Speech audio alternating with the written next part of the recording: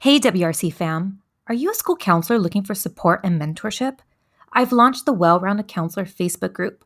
There, you'll find lots of encouragement and community from counselors all over the world. You can join the live trainings where you can connect and learn from myself and others. It's a safe and private group, and only you have to answer a few questions to join. I'll leave the link down in the show notes. But what are you waiting for? Join today, and I'll see you in the group.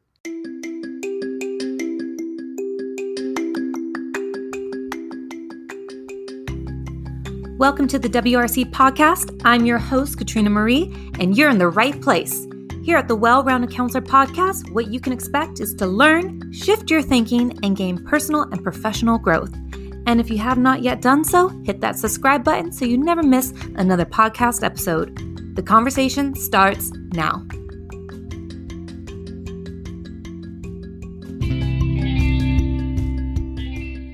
Welcome back, everybody. Here is another episode of the WRC podcast, and today I am so excited to bring you a very close friend of mine. I'm just about to introduce her, but before we get started, make sure you head over to YouTube and my Instagram and my Facebook page, and you subscribe and share and like and get involved with the WRC community.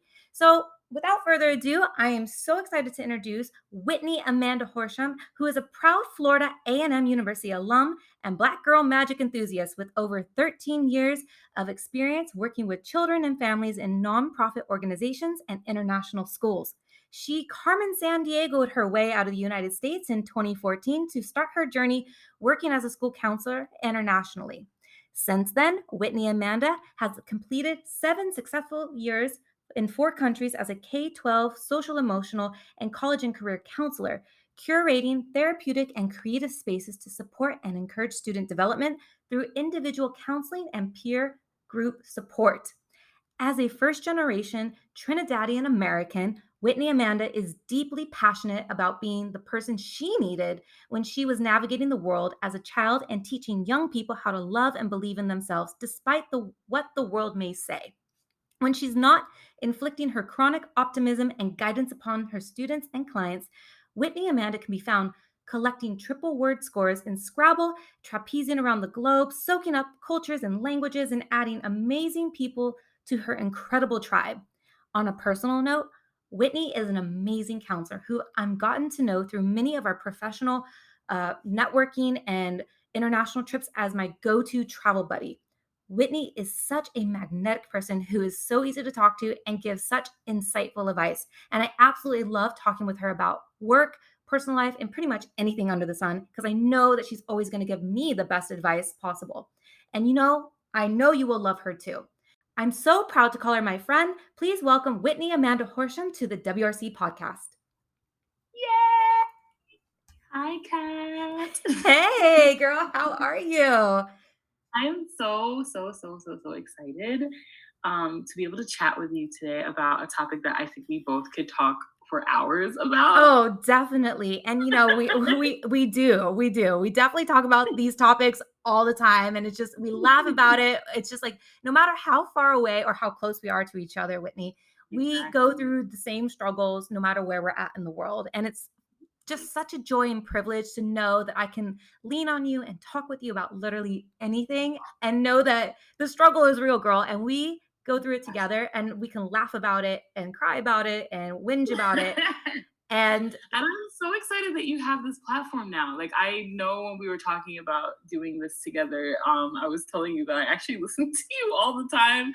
And then I felt bad because I was like, I should tell her that when I listen. Like, I think getting that kind of feedback helps where you know that people are listening, because you're kind of just putting it out there for the world to hear and not really sure, like, who's picking up from what and what are they thinking? Oh yeah, so and you know what? It was such a surprise, a pleasant surprise to know that somebody is listening to what I'm sharing, and let alone it be you, who I look up to and admire, and I learn so much from. So I'm just so grateful to have you here. And Whitney, I would love for you to just tell us a little bit about yourself and how you became a counselor, a little bit about your journey, and what you're currently up to. Sure. So I stumbled into college counseling in 2014 on my first international experience of working abroad, right? So before that, I was working mostly in nonprofit. foster care prevention, foster care spaces. So working through or for the city with child protection and child welfare. And then I wanted to leave the United States for a number of reasons. And I think my entry point was through like counseling to some degree. I got connected to this school in Doha, Qatar, and I thought I was just going to be, supporting the kids, K through 12. I was a little overwhelmed by that, but I had worked with kids from through those age ranges anyway. And during orientation, my principal was like, "Oh, our new social, emotional, and career and college counselor." I was like, "What? A what? I don't even know what that is." And I'm looking at him and he's like, "I'll talk to you later." I was so confused. And I had never, ever in my life guided anybody through a college application post graduation experience. I had never done it. A majority of the children that I worked with were not en route to university directly post my doing work with them anyway. So it just never came up. A lot of it was supporting them staying in school, in high school and middle school. So this was completely new to me.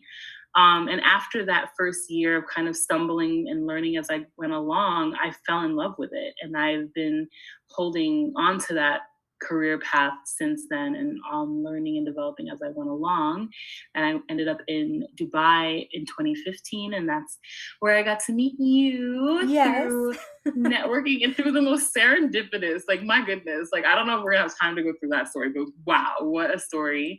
And after Dubai, I moved to the Netherlands and I was doing independent guidance. And then I went to Germany and I was working there for a little while. And now I'm back in the Netherlands.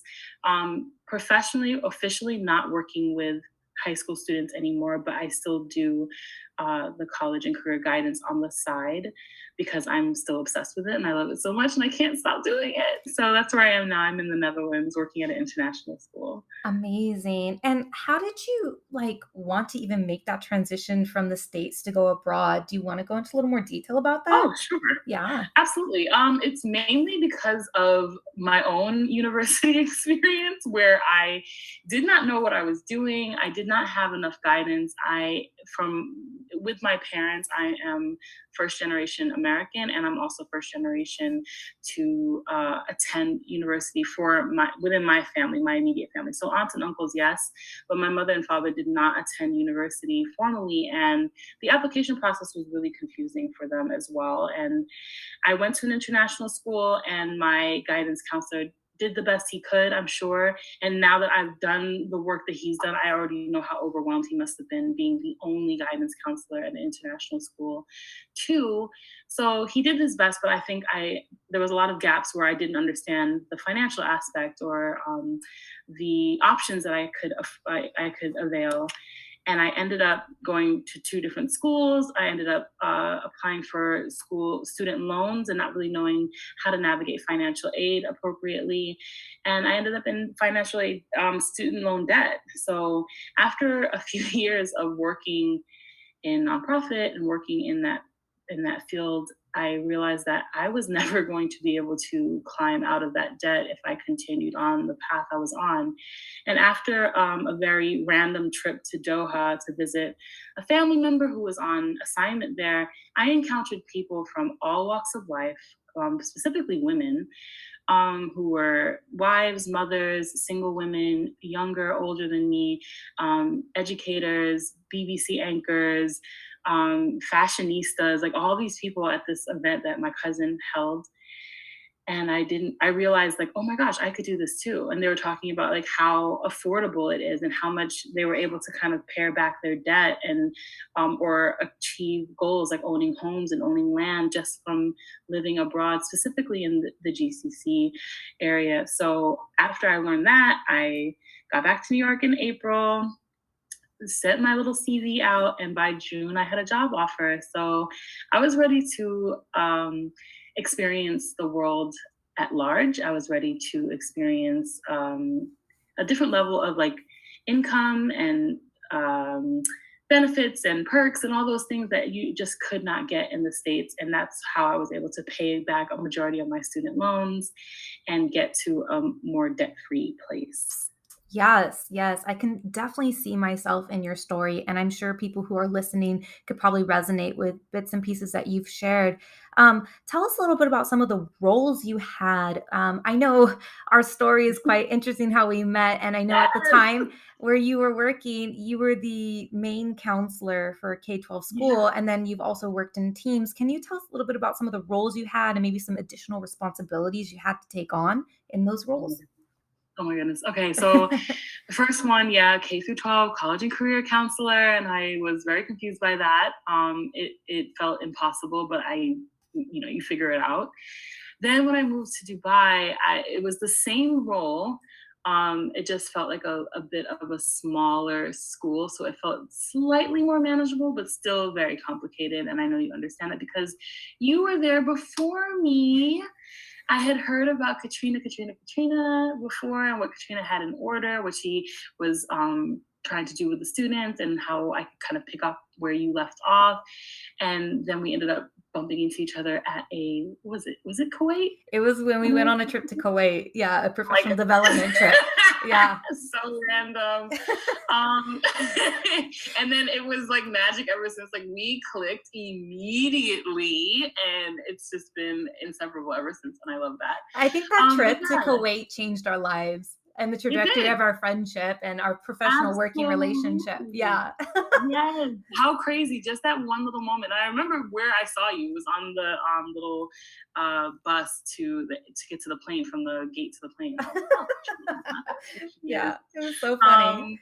Yeah. So in the roles, like the second role at that school, it was still college and career K through 12, but I also think that the location that you're in and the dynamic or the culture of the school dictates what support you offered. So I think you understand this. In that school, there was a lot of support offered to admin where you spent a lot of time kind of supporting the leadership and what was happening in the school as well, particularly from a social emotional perspective, and then supporting staff too, where if the staff are not okay, the kids are not okay. So it kind of organically happened to where you are not only responsible for K through 12 social emotional, doing the lessons, understanding how to teach them about big emotions and how to manage their emotions, how to express themselves, different topics like bullying or relational aggression or anxiety, time management.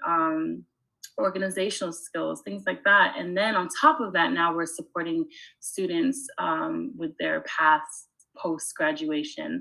And in certain regions, that can look very different as well. So you're kind of like navigating these new spaces as you go, trying to understand, even culturally, being in that school. A lot of the time, marriage came up for high school students where I didn't know how to handle that. Like, at marriage, who's getting married? You're 18 or 17 or something. Yeah.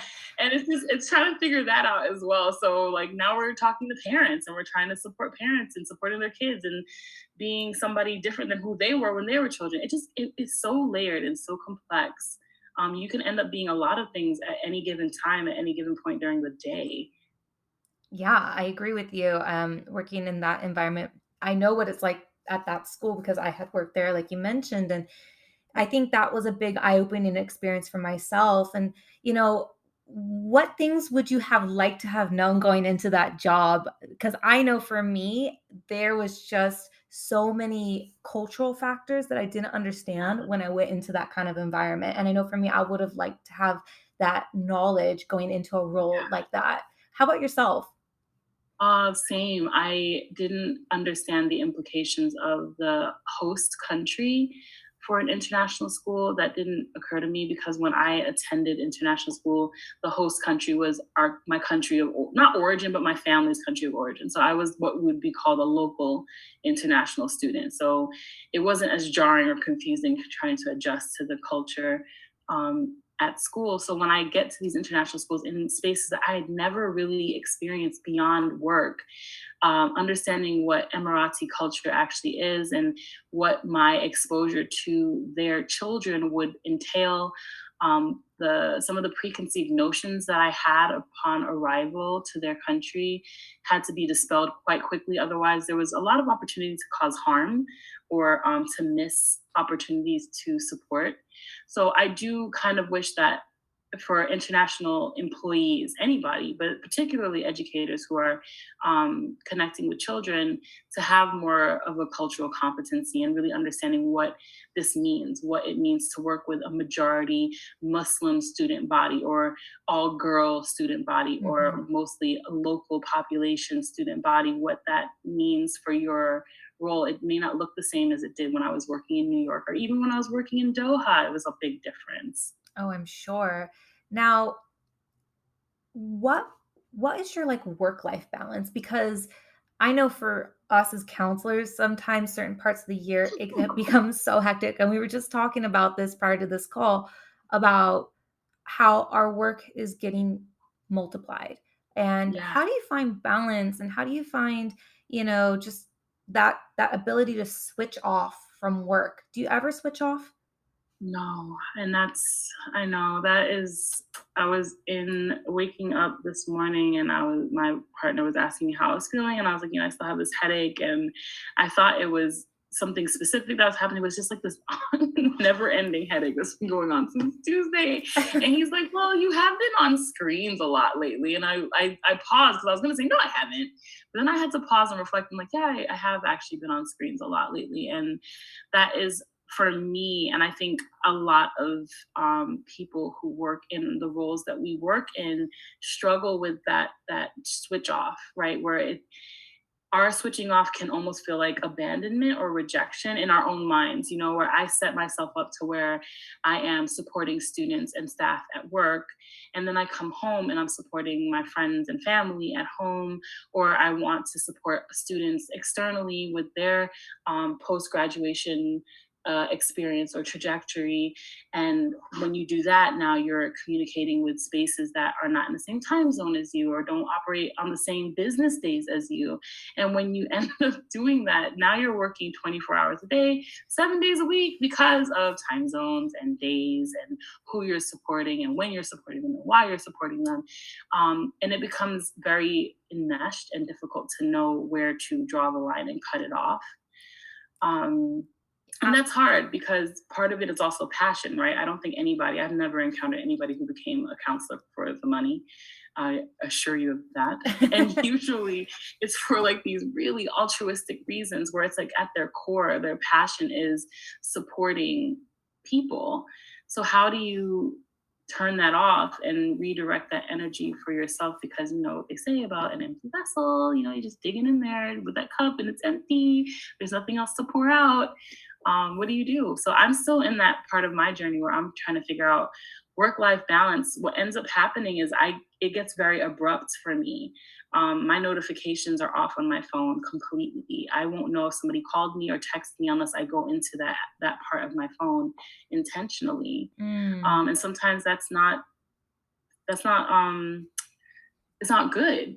Sometimes I miss things now. It's kind of like this extreme of either I'm all the way on or I'm all the way off, and I'm still trying to find that balance.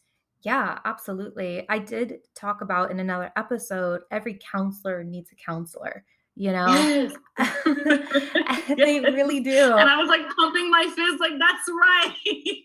Every counselor needs a counselor because although we pour ourselves out for other people, we need someone to pour into us so we can refill our bucket and show Yeah. up even better and be 1% better every single day for other people. And I think there's something, like you said, very intrinsic on the inside of us that we just have this natural ability to want to help people and Mhm. be of service and in a in a good way to other people, Yeah, be of service. completely It selfless, completely selfless. yeah, you have to be so selfless in this job, because as we were saying, like, we have to take on so many tasks in a day, and sometimes things are more urgent than others because they're maybe considered a crisis, especially when a kid just shows up at your door in tears and needs to talk Right, to you, and your right, calendar's booked up till next Tuesday, and then you got applications and essays, and you got to change a kid's schedule yes, in the thick of it. It's just like there's not enough to go around to help everybody, no, but some way, somehow you pull it together. And in that moment, you just have to make that choice to say, okay, I will help you. And you try to be as solution focused in that moment and efficient. Is it always the best? absolutely. Maybe. I don't know. That's debatable, but you're right. Like we have to always talk and lean on each other to help each other. So, and that in itself is a way that we can find balance, is when we find when we have a mentor, we talk to somebody.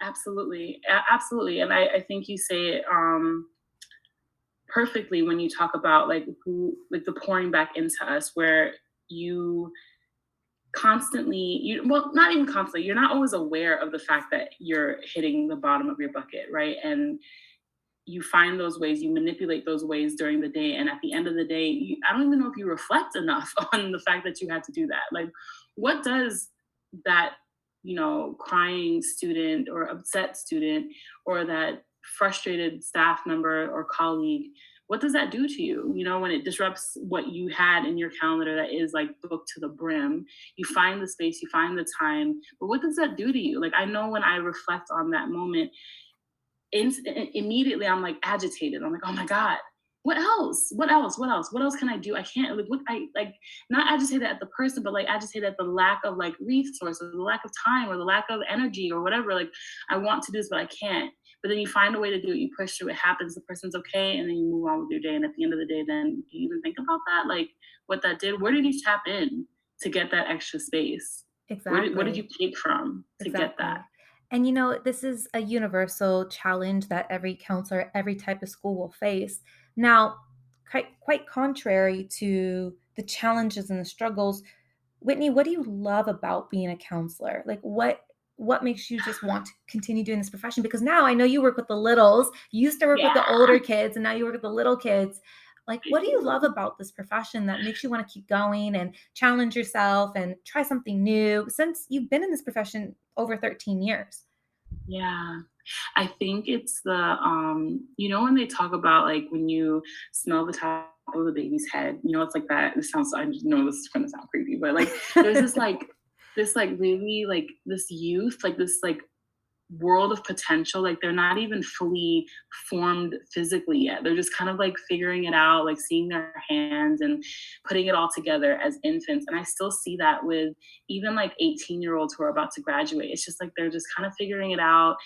A lot of the things that they're seeing is still for the first time, and being able to be a part of that journey is extremely humbling. And I have like a deep sense of honor of being connected to children that are kind of making their way through the world, even if it's an 8-year-old or an 18-year-old. Like, I don't, there's not a huge difference for me in that way, where you're helping students kind of put things together, understand themselves, understand how they function and how they want to show up in the world.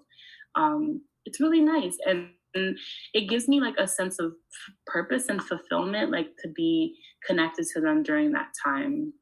Um, I always joke and say like I don't want to work with adults because adults are already done. Like it's like, oh my gosh, this is kind of projected frustration about adults because I am one and I know how it feels, and I can only imagine how difficult it is to be a counselor who supports older people. With kids, there's something very innocent and loving and open.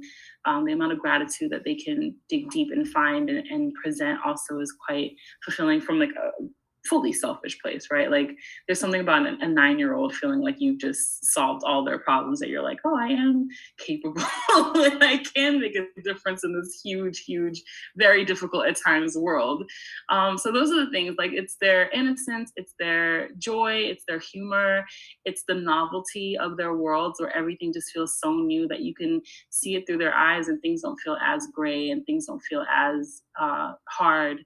when you get to join them on that journey. And that's what keeps me going. Like, I was telling a colleague the other day, even though I'm not working with the high school students, I still see them all the time. I'm still a part of, what they're doing on campus. And a couple of weeks ago, it was senior pictures, and it felt so funny because I had suddenly this image of me and the adults in the building being like this fixture while the children kind of rotate around. And there's some colleagues that have been there long enough to have worked with kids when they were in kindergarten who are now graduating. And it's just such an incredible like perspective of these kids just kind of revolve through our lives, and it's almost like groundhog day, like, oh, Mm. November, it's time for applications. Up, January, it's time for this financial aid conversation. Oop, April, IB exams. June, graduation. And it just happens all over again for us. But for them, every single time, it's like this exciting, incredible time. And we get caught up in that. It doesn't feel as boring or as monotonous. It's like, oh, yay, senior pictures. And look at them. Look how adorable they look in their suits and ties and their beautiful gowns and their makeup, and just feeling so grown up and ready to take on the world. It's refreshing. Absolutely. I always say that these kids, they're moldable still. Like we can Yeah. still Yeah. shape and mold them. And we have choice in how we influence them and the words we choose and how we show up in their lives. And, kind of what you said, it's like kind of Groundhog's Day. We're just going through the motions sometimes of the school year. Like we're just doing the work. But to Hmm. them, this is their life. Like Yeah. this is their life that we're impacting. And so our work and how we speak and spend time with them can impact the trajectory of their life. Yeah. That's a hard word. For sure. So Trajectory. yeah. So yeah, so it impacts, how who they become essentially. So Yeah. I agree with you. And that's one of the reasons why I love being a counselor, along the same reasons as you, is you get to really make a difference in their life. Yeah. Whitney, tell us a little bit about what advice would you give someone who is thinking about becoming a counselor, who is thinking about maybe going abroad, who's, maybe a person just like you kind of just said, you like to mentor the person that you were growing up. What kind of Yeah. advice would you give to that type of person? And how would you want them to remember this podcast episode? Ooh, I would definitely say I think the first thing that most human beings do when they have an idea or a thought or an interest is like maybe try to talk themselves out of it. Like, oh, you can't do that. Oh, you're not gonna be able to do that. That's ridiculous. Why would you think that? Like, don't do that. The idea of leaving, what I've told people in the past is leaving home, wherever you call home, and moving somewhere else. Home never leaves. Home never goes away. Home will always be there to welcome you back if you need to go back. And the worst thing you could do is just like rob yourself of the opportunity to try and succeed, or try and fail. Because at least if you try and fail, you know you tried and you know what you might be able to do next time. So always take that opportunity. If you have the thought or the idea or the feeling to do something, go ahead and try and do it. Connecting to people who have done it already, no matter what their outcome may look like it was, really getting that feedback.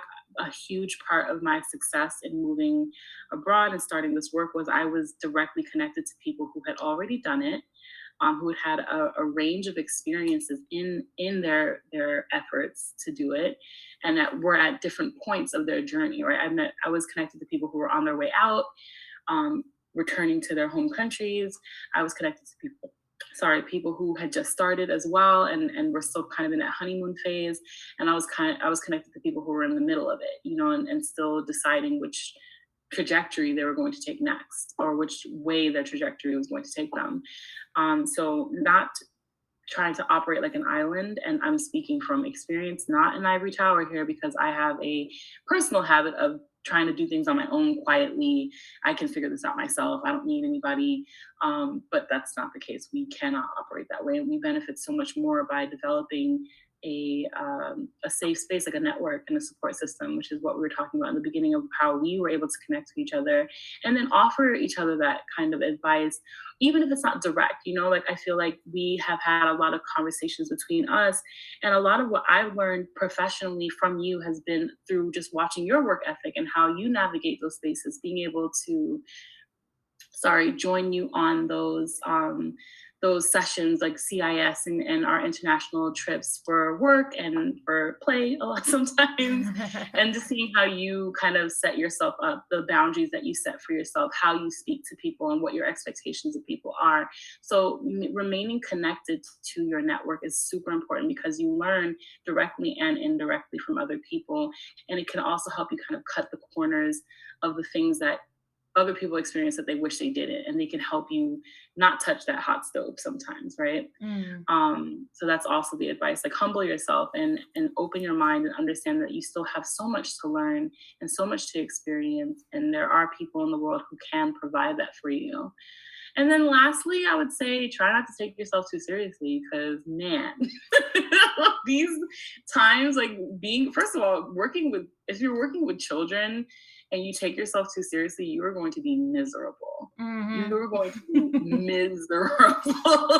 They are going to come for you left and right, unintentionally most of the time. So try not to take yourself too seriously. Have a good sense of humor about it. And being open minded is huge because, especially in international schools, international spaces, you're going to encounter people from cultures you have never even heard of. And you have the opportunity to learn from them, but you also have the opportunity to cause harm and to offend. And you don't want to do that. You want to lessen those moments as much as possible. So being open minded, being open to learning, being open to experiencing is like huge, huge, huge part of it. Definitely. And, everything that you mentioned, all these qualities and characteristics of someone being open minded, you're going to need these to be a well rounded counselor. Am I right? Sure. Like, Absolutely. like, in your mind, what is a well rounded counselor, Whitney? I think if I'm describing what I have tried to be and what I've experienced, I think a well rounded counselor is somebody who knows their own limitations. I think that's important. And that's just being a well rounded human being, an adult. Like, again, if you want to be responsible for guiding and supporting other people, you have to know your own limitations. And that's what we were talking about earlier about work life balance. How dare I talk to an IB student, an IB diploma program student about work life balance when I'm not doing it myself? So, being Hmm. on the journey and being honest about your journey and being open about it, I think is a huge part of it, right? Not taking yourself too seriously, not thinking you know everything and that you've been there, done that. Like letting your students know, yeah, I'm having trouble with this as well, or procrastination is something that I've always struggled with, and these are the tools and strategies I've used. Being open minded, having a sense of humor is huge. Nobody wants to be around somebody who is just so taking themselves so seriously that they can't see the fun and humor in the difficulties of life or the challenges of life, because that's usually what we're supporting people with, some of the hardest, most challenging moments of their lives. We're not always going to be around for like the fun, light moments. Usually it's usually the heavier, more challenging moments. So having a bit of humor, having a bit of levity definitely helps. Reflecting on your own experience, I think, is huge too. I find that adults, because we're so consumed with our daily lives, we don't always get the luxury to reflect and connect with what our childhood or our histories have brought us to, or our inner child is desiring. So that's also something, like really taking time to connect and reflect on your own experience and not getting too caught up in the day-to-day adulting, because that definitely robs you of the joy that you're going to need in order to do this work and to be a well-rounded counselor. That is like the epitome. Everything you said, I was like, yes, yes, yes, yes, yes.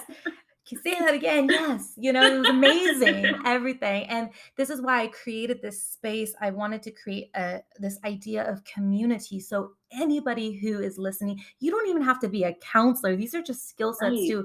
to use in any kind of career, whether you are Yeah. leading a team, whether you are becoming an entrepreneur, or you are figuring out your next career move. These skills help you just become a well-rounded person in any Person. area Yeah. of your life. And the idea is to share this with people who would like to become a counselor, or like to change their practice, or go from social emotional to careers, or whatever that looks Yeah. like. And you said that so eloquently and beautifully, and I thank you so much for being a part of No, thank today's you. episode. So Whitney, if people wanted to get in touch with you because they connected with what you were saying and they just want to know a little bit more about your story and just connect with you, how can they do that?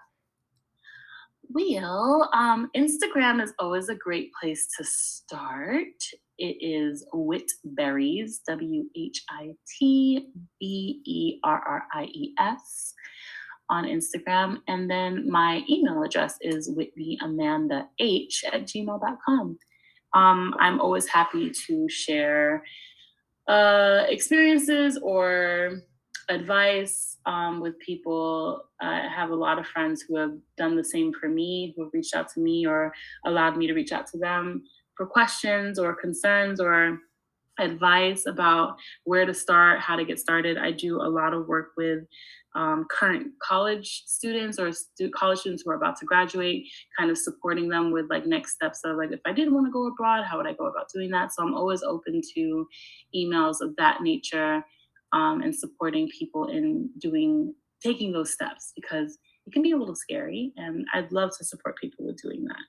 Amazing. Thank you so much for sharing that. I'm going to leave those details below in the show notes. So if you do want to get in touch with Whitney, first of all, get in touch with her because she's just incredible and she's amazing. And you need a Whitney in your life, because I know I do. And secondly, she is an expert in her craft. She knows what she's talking about. And just so she just says things that are like aha moments, and they give you so much clarity. So I encourage you to reach out to her if anything she said in this episode is resonating and connecting with you. And I thank you all so much for listening to today's episode. And I cannot wait to catch you all on the very next episode. So stay in touch, stay close in community, and we'll catch you soon.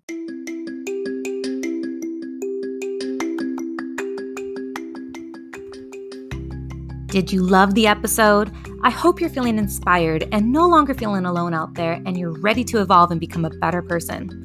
Make sure that you share this podcast or take a screenshot and post it on your social media. That's how you help spread this podcast organically, and people can find it much easier when you share, or share it with a loved one. I'm your host, Katrina Marie, and make it your mission to be a blessing in someone else's life today.